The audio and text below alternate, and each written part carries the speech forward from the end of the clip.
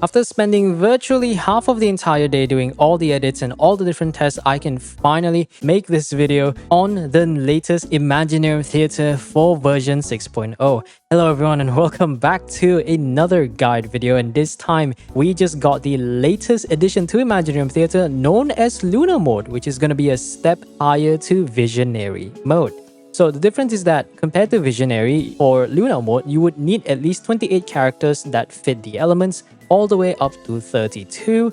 The level requirement is still maintained at level 70, and for some reason, you're still limited to only inviting one supporting cast per run. The number of bosses remain the same, however, we do have two new things of note. One is the new collectible Arcanum, and the second is the two additional floors or challenges which you need to do in order to gain the Arcanum.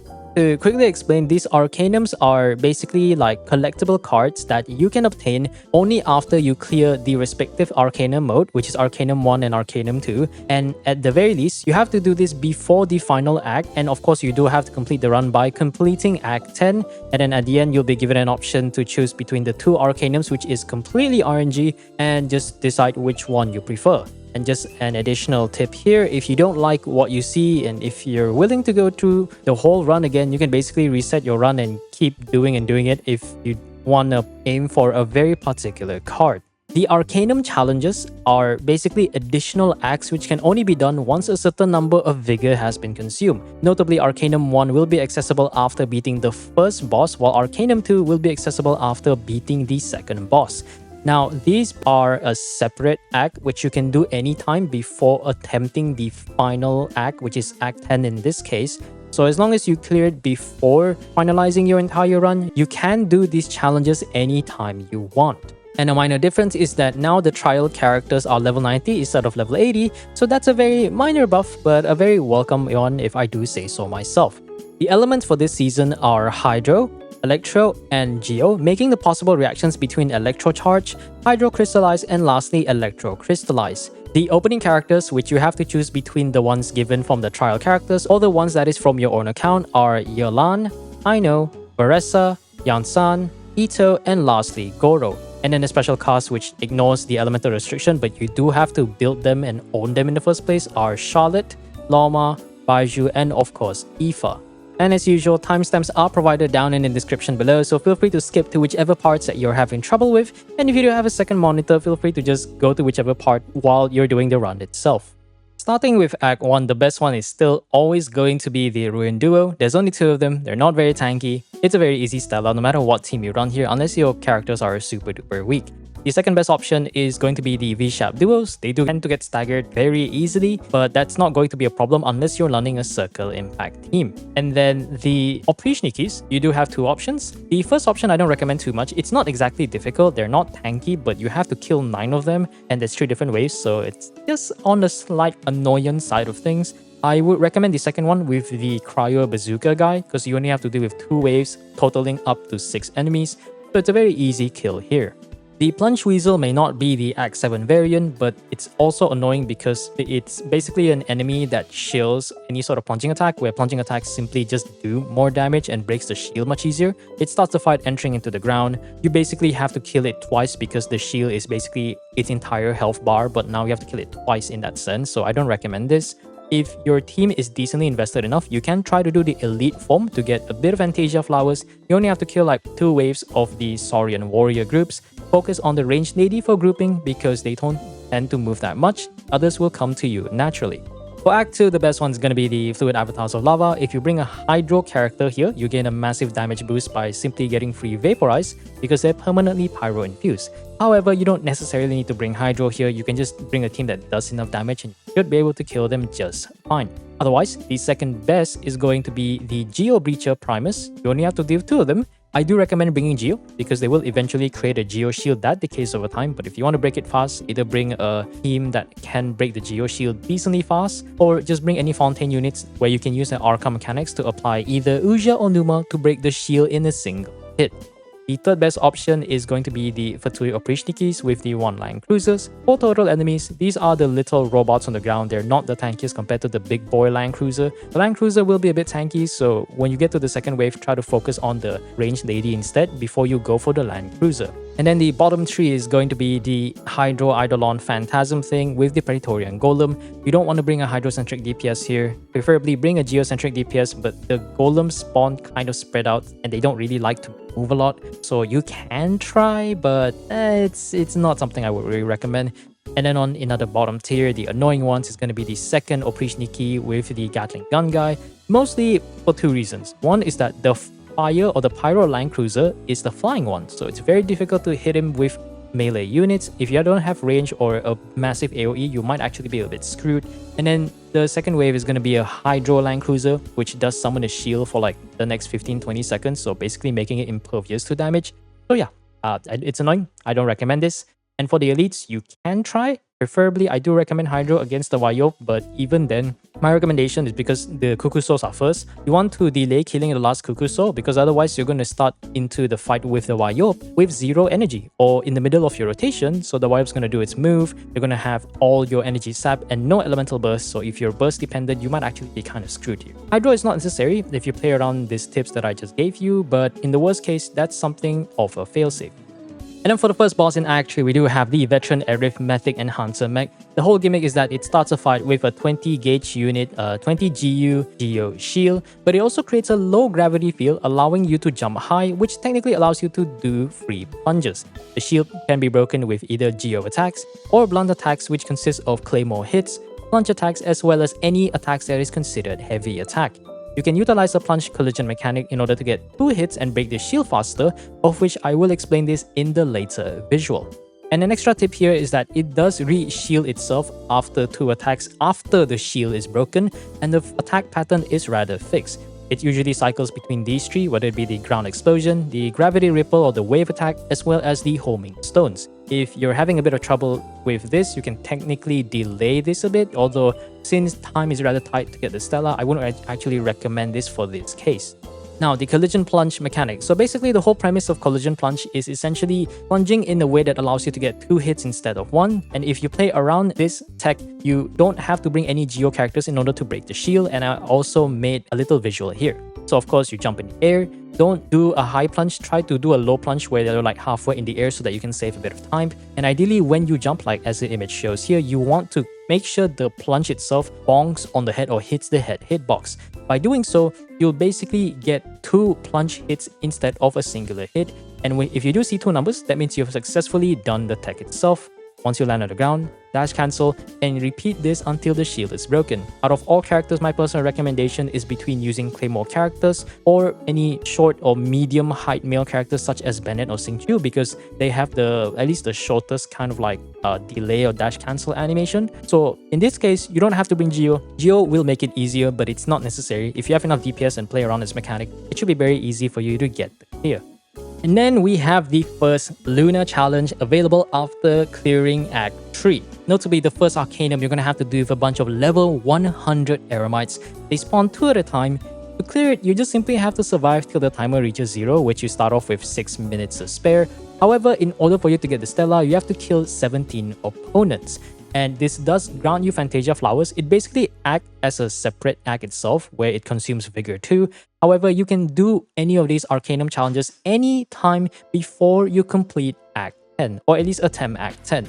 So the thing that's counterintuitive about this is because while the timer itself is 6 minutes, killing an enemy will reduce the timer ranging from 14 to 18 seconds.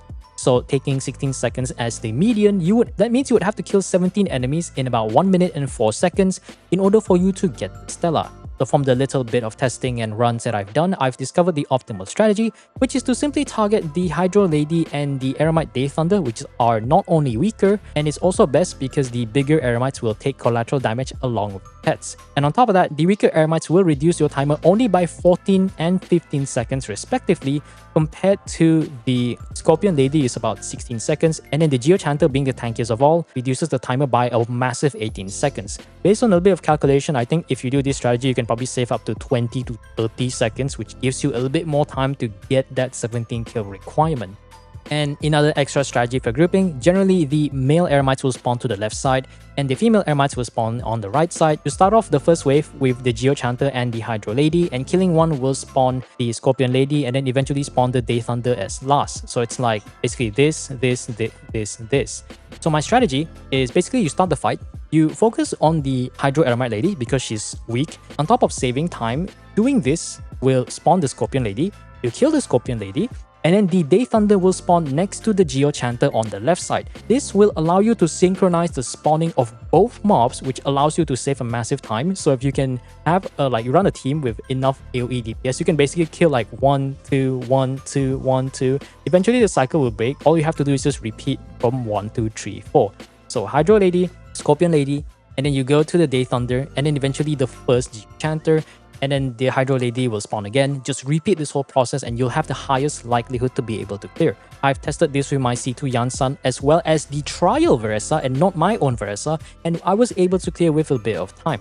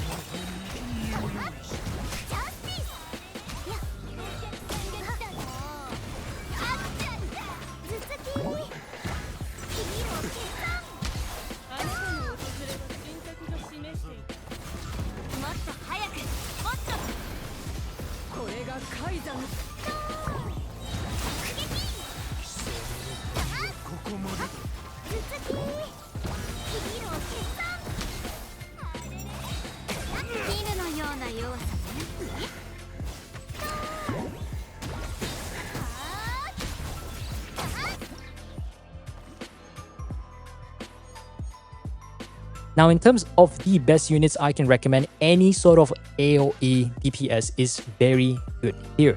Neuvillette is one of the better ones. You don't really have to think about the grouping strategy that I just mentioned. Veresa or Flynn is going to be best here, especially because these two are some of the strongest DPS in the game.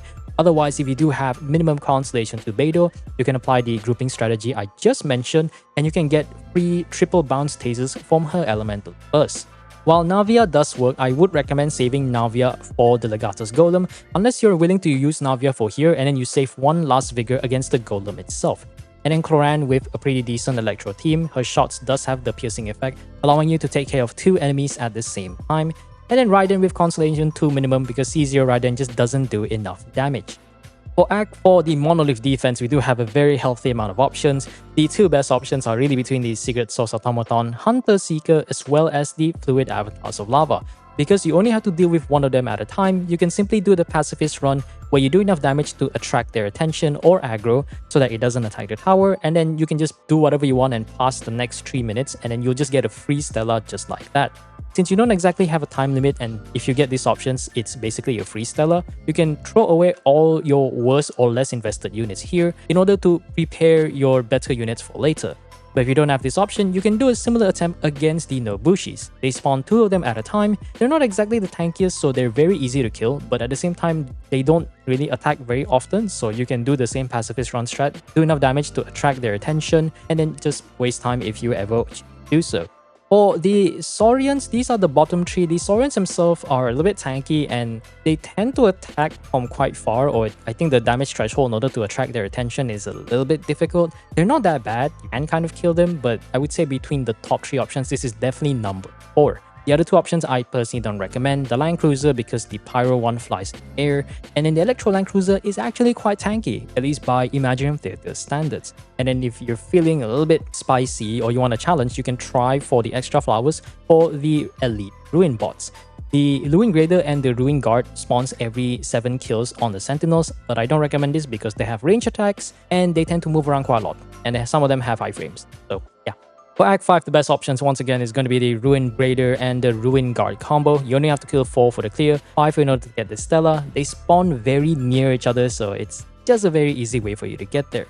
Now, between the two other options, it's hard for me to say which one I recommend over the other.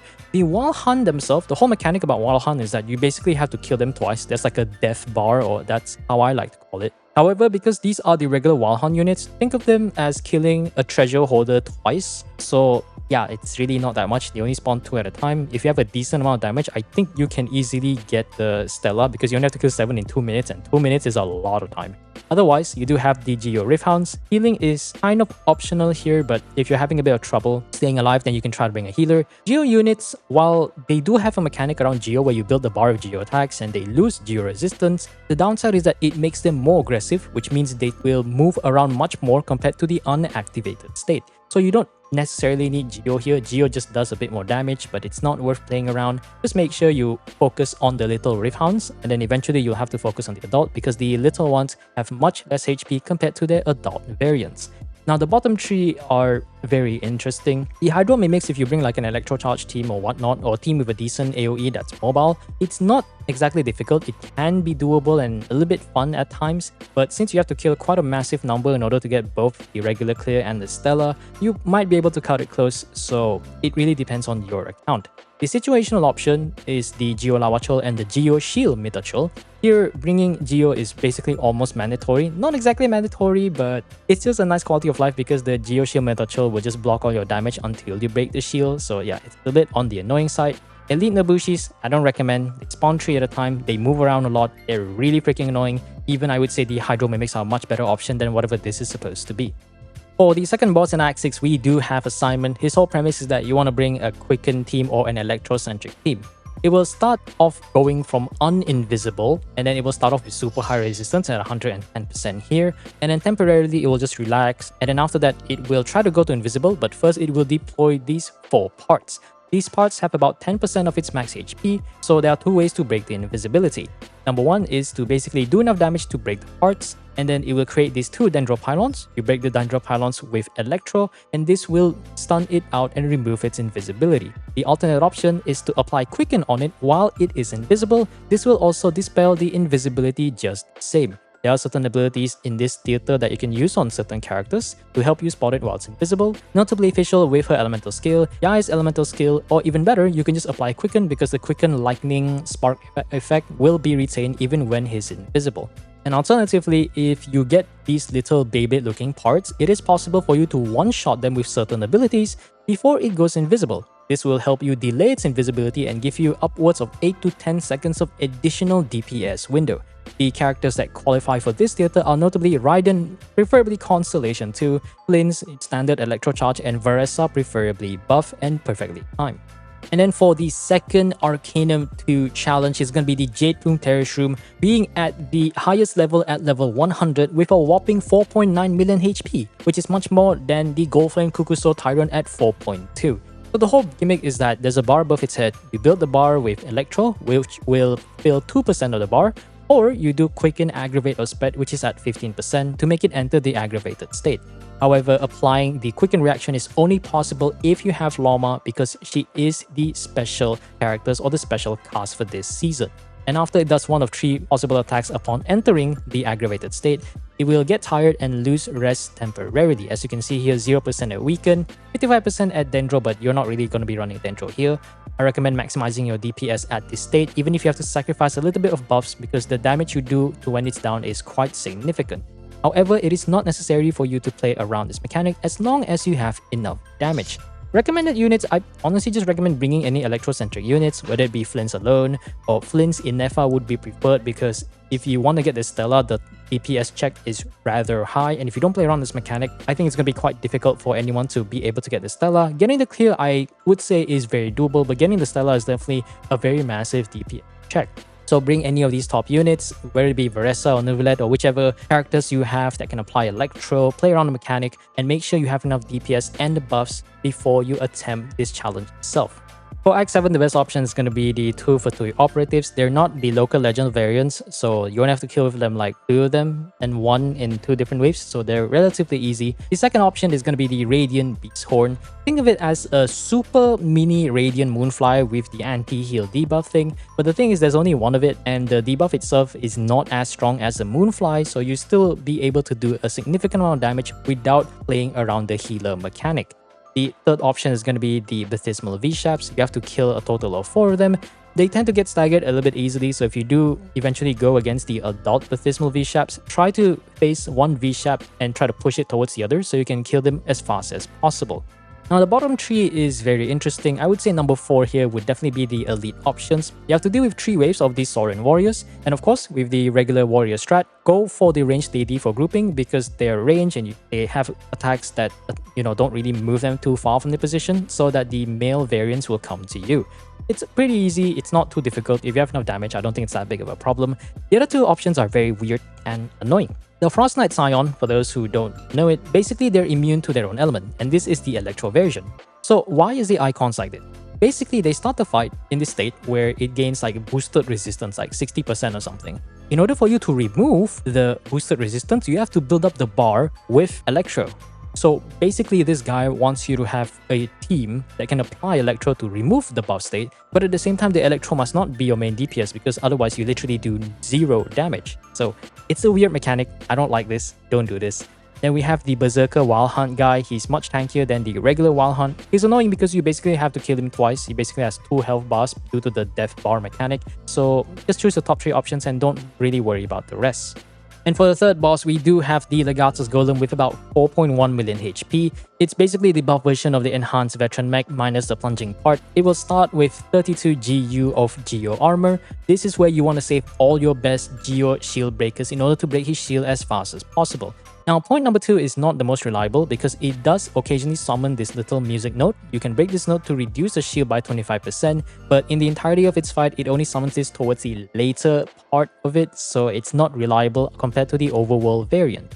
And of course, the best units to break the Geo Shield, it's no wonder. Zhongli, you just hold skill. Okay, for this one, make sure when you hold skill and you summon the pillar, you try to don't really face it directly. You try to make sure Zhongli faces sideways because he always summons a pillar in front of him, right? So you want to face sideways of the Legatus Golem so that when you do the hold skill, you can place the pillar down, which will help you a bit in breaking the shield. And of course, open up with an elemental burst to break the shield as soon as possible. Both Navia and Ningguang, the entirety of their kit is simply made to break the shield as fast as possible. I would say Ningguang is the faster between the 2, but in terms of actual damage, Navia just wins by a mile. If you do have Noelle, you can basically slap her on with a charge attack, both skill, burst, or without the burst at all. Just hold the spin attack, open the map to basically capture the spin attack thing and just wait of like 5 to 6 seconds and you should be able to break the shield quite decently fast. And then the bottom options are the Construct units, Chiori with her elemental skill paired with Construct units or Constellation 1, Albedo's elemental skill, and of course Kachina's skill, preferably off-field because I'm not sure about this, but I think her skill might be limited to ICD. I'm not sure if ICD actually applies to Legatus Golem Shield, so it's just better to just leave it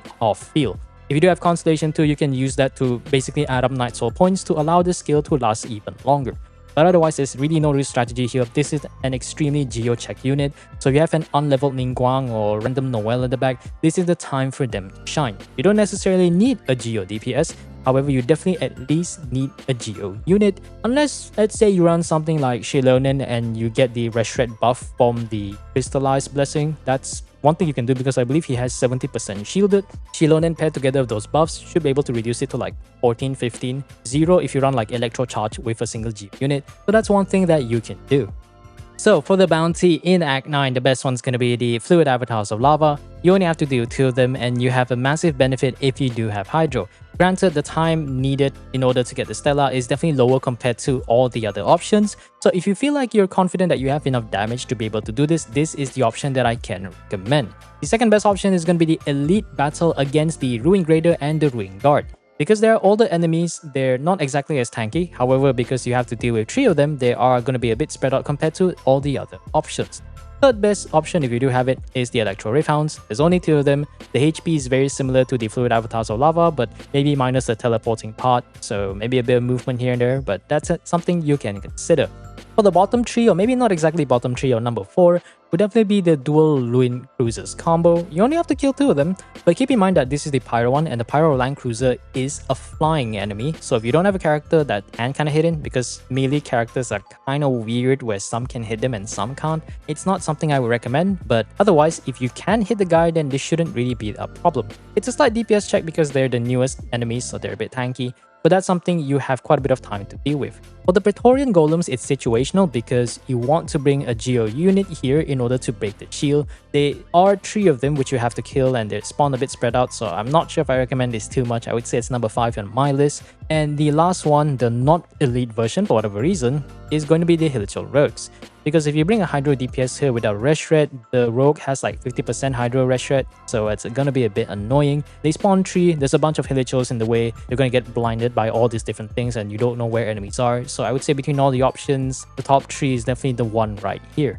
For the final boss, we do have the Goldflame Qucusaur Tyrant. It basically starts the fight by entering the Golden Flame form, gaining a Pyro Shield, and flies super high in the air. After that, it does 2 homing attacks and then summons 2 of these Pyro Feathers, usually placed on the player, while the second one is usually to its left or basically to the right of the arena. But that really depends on your perspective whenever it spawns, and this is the image of the Pyro Feather that you need to break. You want to break both Pyro Feathers with elemental hits to bring it low enough to be hittable. Of course, Hydro is going to be recommended here. Once you break both Pyro Feathers, it will basically enter the low altitude form, making it easier for you to hit its Pyro Shield. Hydro is going to be the best at breaking it, followed by Electro, and I personally do not recommend Geo. In terms of the units that are best to deal with the shield itself, Furina is going to be the best because the summons does auto-aim while he's in the air, so it does save you a bit of time there. Most Hydro units generally work, and Catalyst user preferred because they just get free Hydro and they don't have to rely on any specific abilities, except for Dahlia, because Dahlia's only form of Hydro application is just Skill and Burst, which has a cooldown. It's annoying. And if you want to bring Electro characters, I think there are other units that can work like a Ching, but preferably anyone comboed with Fischl, preferably Koran, is best paired together in that team. Like if you run an Electro-Charged team, that is something I can recommend. And then there's a little bit of extra strategy that you can do to break its shield faster, of which I'll demonstrate in a bit. And welcome to another live demonstration again. So the strategy that I want to showcase here is mostly related to just a little bit of a time saving to break its Pyro Shield as fast as possible. Okay, take 2. So just use Nivelette here, spam a bunch of normal attacks, should be able to break a little bit. I'm gonna swap this a little bit. So we want to wait for this. Then we can time it here the moment it starts flying. Then starts doing it again. I can get all that out of the way. Then you can start doing all your abilities and you should be able to bring it down. And then the rest is just a matter of rinse and repeat. Whether you use Hydro or Electro characters, you can optimize it that way, whether it's Yelan in the bow form, or you can use Yelan's burst to break the feathers so it kills like 2 birds and 1 stone to optimize the breaking. So hopefully this strategy will be helpful to whichever find this relevant to their runs. For the Brilliant Blessings part, I've also done the fair share of updates as well as a few bit of edits here and there to keep up with the latest format for the way that I display my guides. And as usual, I'm not going to explain the full details. I'm mostly going to talk about the recommendations.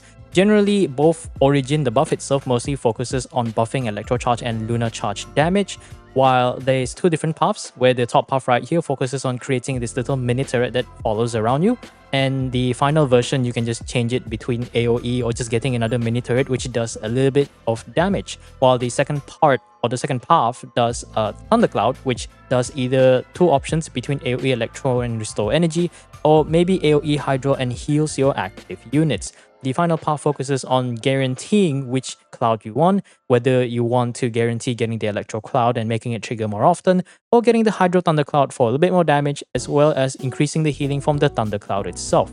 Now, this one is mostly an additional thing. I would say the general guide that I can give is that if you're running any sort of electro-charged teams or flints, or you're running Kuki in any EC team and she's already naturally built EM, at the very least go for electro-charged origin. As for what you should do if you want to go beyond the first level, you need to decide whether two things. If your team has enough damage or is very well built, I recommend the Thundercloud path because it has a bit of utility in restoring a bit of energy and a bit of healing if you do happen to need it. But otherwise, if you don't have enough damage, you simply just take the mini turret path. Between getting 2 turrets or turning it to the AoE explosion firing mode, you can really choose depending on what you really need. If you need the AoE, you can go for AoE. If you need more single target, you go for the mini turret. The damage is about the same. I think the mini turret with the 2 mini turrets is a little bit stronger than the regular AoE, but it's entirely up to your state of the account. So both Crystallize are generally quite similar, but there is some slight difference. The buff itself is mostly focused on providing Geo and Hydro damage bonus and a bit of rest shred towards the end, as long as you pick up any Hydro crystals. Why this is good is because as long as you have a team that can consistently trigger Hydro Crystallize, your buff will basically have a perfect uptime because at base it will act like Goro's Burst, where it picks up any nearby shards or sucks in any nearby shards every 4 seconds. This is quite useful to maintain the buff's uptime as well as for any Navia teams because you don't really have to hold skill, which does help you save a bit of time. Now the top path and the bottom path, the top path is mostly focused on getting AoE Geo damage. The bottom half is mostly getting the single target one, a little bit of testing, and of course you do have 2 different options. I would say the bottom path I don't recommend too much because in order to activate the buff, you need to have specifically your Hydro and Geo, you need to receive healing. So I don't really recommend this unless you're going to be running a healer-based team, which we do have a limited number of healers. The top half is much easier because you just get the buff active and you do damage, which I didn't actually put this in thing, but now I specify that. And if you want to go all the way to the end, you can also get a bit of the rest shred, and the rest is just some different buffs as well as buffing the personal damage, or rather the additional damage from the blessing itself. So once again, it's really entirely up to your account. I already done the explanation, just choose based on whichever teams that you see fit. Electro Crystallize is a little bit similar but much more nerfed compared to the Hydro version. The buff does pertain to both Geo and Electro, however the buff is shorter at 5 seconds compared to 9. And the top half is basically the same thing. You have AoE Geo or you have the single target Geo. The downside is that for whatever reason, there seems to be no additional paths. Like regardless of whether you pick at the top, the other 2 options that you have is about the same, which I should probably update the coloring here. So it's just a matter of what you want to get. I don't recommend going any further than level 3 if you do want to get the additional damage bonus, because the Extreme Collapse doesn't provide Electro Rest Shred for whatever weird reason, so it's a bit of a weaker version of Hydro Crystallize. So I guess I would say between all the 3 different buffs, Electro-Charge is the more flexible buff, but it's really dependent on whether you run Electro-Charge teams or not. Personally, I always like to cycle between the level 1 Hydro Crystallize as well as the level 1 Electro Crystal. I'll just go all the way to level 3 to provide the maximum damage bonus. If you run a team consisting of all 3 elements, you proc Electro-Charge as well as both Hydro and Geo Crystal, you can stack up all the way to 120% Geo damage bonus, which makes a lot of your lackluster Geo characters do actual damage.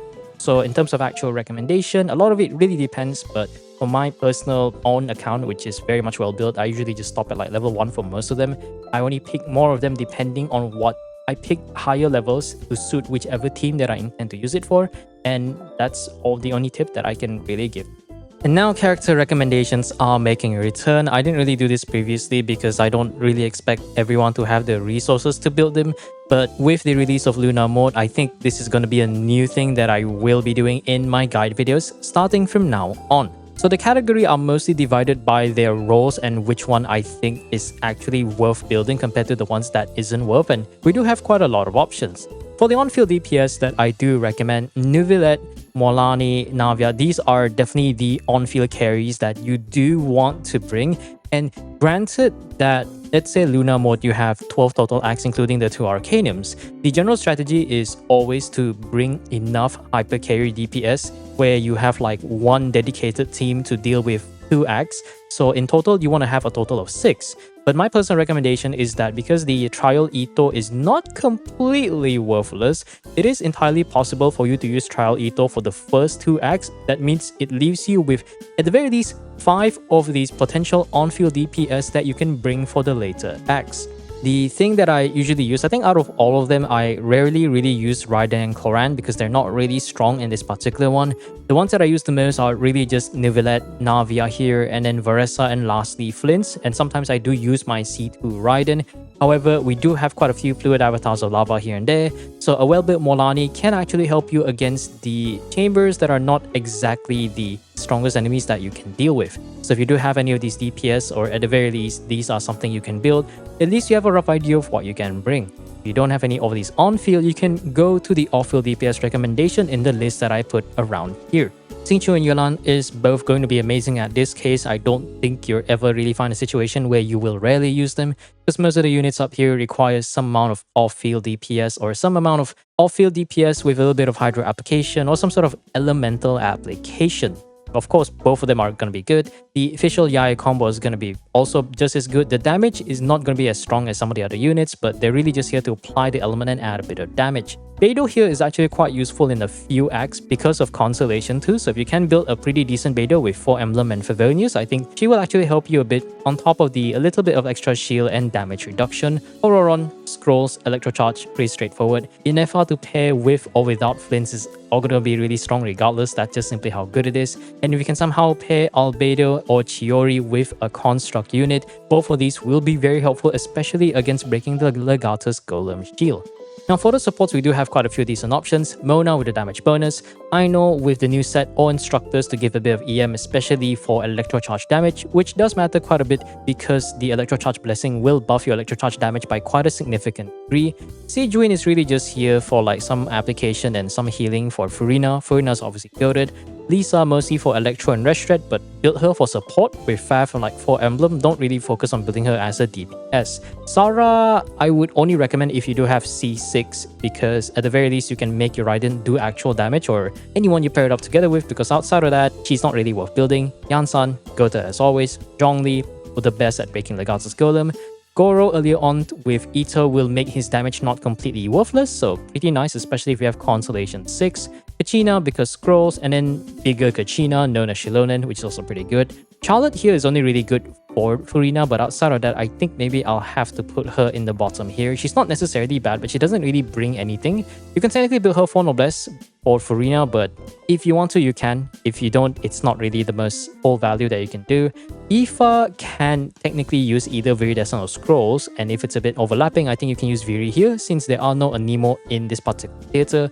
Baiju and Loma mostly to trigger Quicken against A.S.I.M.O.N, and Loma is really good if you do have something like, say, a Nilo Bloom, or you have a Kuki Hyper Bloom team, so that technically can serve as another Hyper Carry DPS. The Blessing Drivers are basically characters that are simply there to offer some amount of elemental application to enable the reactions themselves.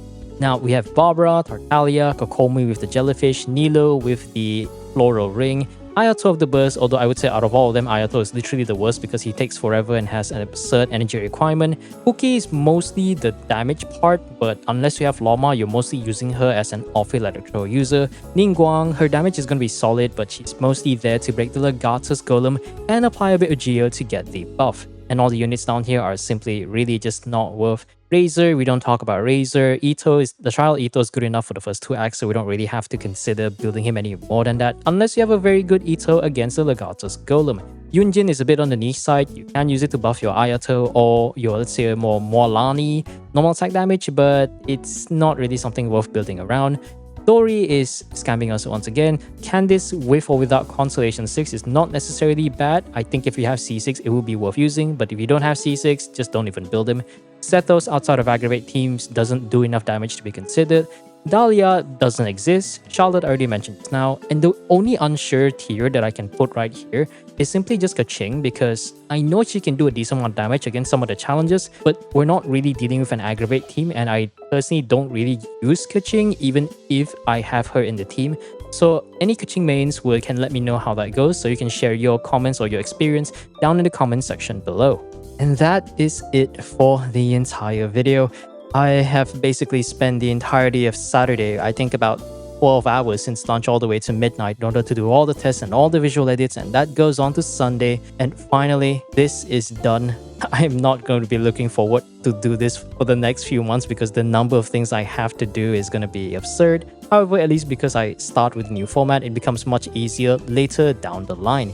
Anyways, if you guys have any things or any sort of tips that you want to share or any thoughts about the new format, feel free to share them down in the comment section below. And as usual, give this video a like if you do enjoyed it or find it helpful. Subscribe for more endgame related content, mostly guide related stuff. And I'll be seeing you guys later.